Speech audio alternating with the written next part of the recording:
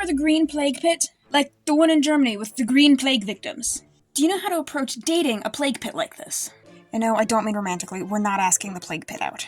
In the case of this plague pit, there's 3 different methods used to identify when the plague pit was from and that it was in fact a plague pit. Now, the first of these methods was that of radiocarbon dating, and the results came out to being from the late 15th through the early 17th century. Now, what radiocarbon dating does is it tests what's left of the carbon-14 in the remains. While you're alive, you're taking in carbon, and that's going to continuously go on while you're still alive. That doesn't happen anymore when you have passed. So that carbon begins to break down. It becomes an isotope known as carbon-14, and we can test to figure out how much carbon-14 is left in the remains and give an estimate date as to when you were alive.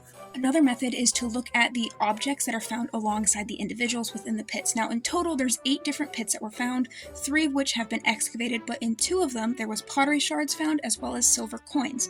Now, the pottery shards have been dated to between 1622 and 1634, but the coins have been dated to 1619, all of which from the early 17th century, lining up with the earlier radiocarbon date testing. The final piece of information used to identify the pits was that of archival information. Now, we know that the pits are located within the city of Nuremberg in Germany, and between 1533 and 1634, there was numerous outbreaks of plague. Now, there was some records of plague outbreaks between 1632 and 1634 that had some 2,000 victims or buried close to the area. Ergo, they are early 17th century plague pits.